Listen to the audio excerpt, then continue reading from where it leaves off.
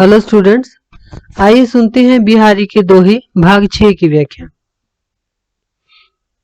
औंधाई CC सुलखी बिरह बरनी बिललात, बिचही सुखी गुलाब गो छीटो छुई ने गात। देखिए यहाँ पर कवि ने जो नायिका का विरह है उस विरह का वर्णन अतिशयोक्तिपूर्ण किया है। यहाँ पर क्या है कि नायिका विरह की अग्नि में जल रही है, ठीक है ना। विरह बरनी बिललात यानी कि विरह की अग्नि में वो जल रही है। औंधाई सीसी सुलखी विरह बरनी बिललात, औंधाई सीसी ने उल्टा दी, शीशी को उल्टा दिया। किसका? गुलाब जल की शीशी को उल्टा कर दिया। किस पर? जब नायिका को विरह की अग्नि में जलते हुए देखा, व्याकुल होते हुए देखा, तो जो गुलाब जल की शीशी थी उसको उल्टा कर दिया, उस पर गिरा दिया। मतलब बिच ही सूखी गुलाब गो, लेकिन वो जो गुलाब जल था वो बीच में ही सूख गया। छींटो छुई न गात, और उसका जो छींटा है वो उस नायिका के गात को यानी शरीर को छू भी नहीं पाया।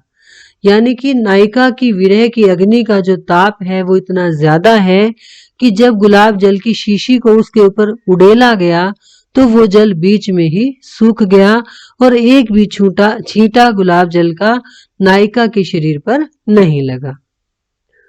जिन दिन देखे वे कुसुम गई सुबीती बहार, कि जिन दिनों मैंने फूलों को देखा था यानी संपन्नता को, वैभव को देखा था, वो बहारें बीत गई हैं। अब अली रही गुलाब में अपत कंटीली डार, कि अब तो हे सखी या हे भंवरे गुलाब में केवल कंटीली डालियां ही रह गई हैं। जैसे बहारों के आने पर गुलाब खिलता है और फिर कंटीली झाड़ियां रह जाती हैं, वैसे ही जो संपन्नता है, जो वैभव है, जो सुख है, वो थोड़े समय के लिए उसके पास आया और फिर चला गया। तो वो कहता है कि वो जो बहारें मेरे जीवन में आई थी वो चली गई हैं, अब यहाँ पर फूल नहीं खिलते और अब तो इस गुलाब में केवल झाड़ियां ही रह गई हैं। हो ही बोरी बिरह बस कै बोरो सब गांव, कहती है नायिका, कह रही है कि या तो मैं ही विरह के कारण बावली हो गई हूँ, बोरी मतलब बावली हो गई हूँ, कै बोरो सब गांव, या फिर सारा गांव ही बावला हो गया है।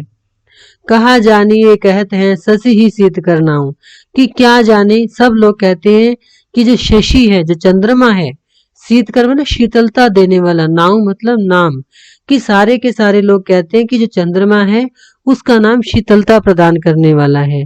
अब देखिए जो नायिका है वो विरह में जल रही है, ठीक है। अब उसको चंद्रमा शीतल नहीं लगता, उसको चंद्रमा आग बरसाने वाला लगता है। तो उसको लगता है कि ये जो सारा गांव है ये बावला हो गया है, जो चंद्रमा को शीतलता देने वाला, शीतकर उसका नाम रख रखा है, या फिर मैं ही बावली हो गई हूँ विरह के कारण। अब वो समझ नहीं पा रही है कि सही बात क्या है, कि सब लोग चंद्रमा को शीतलता प्रदान करने वाला कहते हैं, तो या तो सारा गांव बावला हो गया है या फिर मैं ही बावली हो गई हूँ।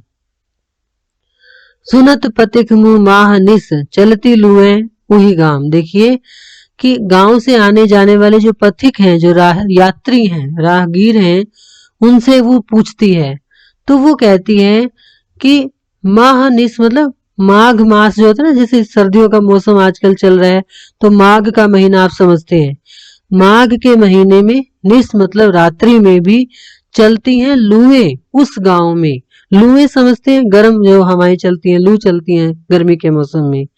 वो कह रही है कि मैंने पथिक के मुंह से सुना है कि जो वो गांव है जहां पर नायिका रहती है, मतलब वहां पर माघ मास की रात्रि में भी लुएं चलती हैं। बिन बूझे बिन ही कहे जियते बिचारी बाम, कि ऐसा लगता है कि बिना सोचे समझे ही, बिना किसी को जाने बूझे ही वो जो बाम मतलब स्त्रियां, कि उस गांव की जो स्त्रियां हैं वो बेचारी जिए जा रही हैं। यानी कि वहां पर विरह की अग्नि में वो स्त्रियां यानी गोपियां जल रही हैं, इसलिए उस गांव में माघ निशा की रात्रि में भी लुएं चलती हैं। लुएं क्यों चलती हैं? क्योंकि वहां की जो गोपियां हैं वो विरह की अग्नि में जल रही हैं, इसलिए वहां पर हमेशा लुएं चलती रहती हैं। इत आवती चली जाती उत चली 6 सातक हाथ, देखिए यहाँ पर नायिका जो विरह में जल रही नायिका है वो मतलब बहुत कमजोर हो गई है, ठीक है। तो जब वो सांस लेती है तो इत आवती चली यानी इधर को आती है फिर उधर जाती है। 6-7 तक हाथ मतलब 6-7 हाथ तक। कि जब नायिका सांस लेती है तो उसका शरीर इतना कमजोर हो गया है कि वो 6-7 हाथ इधर और उधर आती जाती है।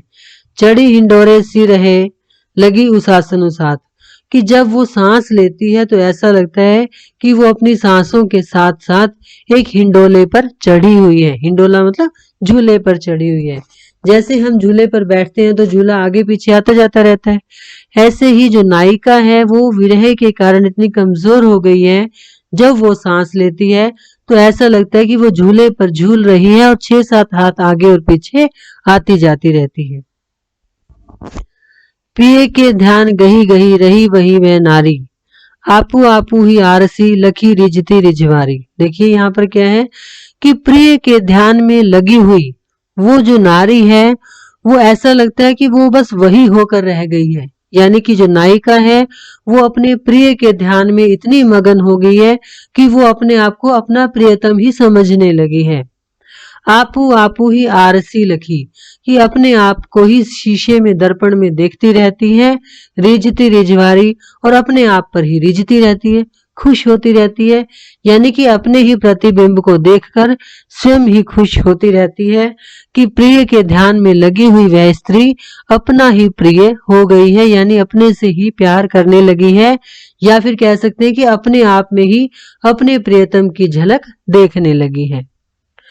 भोय ऐसो ही समो जहां सुखद दुख देत, चैत चांद की चांदनी डारती की अचेत। ये फिर से वही विरह की अवस्था है कि ये ऐसा ही समय है, विरह का जो समय होता है वो ऐसा ही समय होता है जहां पर सुख भी दुख देता है, यानी कि सुख प्रदान करने वाली चीजें भी दुख देने लगती हैं। चैत चांद की चांदनी डारती की अचेत, कि चैत्र मास के समय में जो चांद होता है, रात्रि में जो चंद्रमा होता है, उसकी जो चांदनी है जो शीतलता देती है वो भी जो विरहिणी नायिका है उसको अचेत कर देती है, बेचैन कर देती है। समय पलट पलटे प्रकृति, समय के बदलने पर प्रकृति भी बदल जाती है, यानी कि परिवर्तन संसार का नियम है। कौन तजे निज चाल, कौन है जो अपनी चाल नहीं तजता छोड़ता, मतलब कि समय के अनुसार सब लोग बदल जाते हैं। भो अकरुण करुणाकर, कि वो जो करुणाकर भगवान है वो भी इस कल युग में अकरुण हो गया है, यानी कि करुणा करने वाला दया करने वाला जो भगवान है वो भी अकरुण हो गया, यानी कि वो भी करुणा या दया नहीं दिखाता। यही कपूत कलिकाल, और इस कलयुग में ही जो कुपुत्र है वो जो सुपुत्र होता था वो भी कुपुत्र हो गया है। इस प्रकार से समय के बदलने पर सारी जो प्रकृति है वो भी बदल जाती है। Thank you.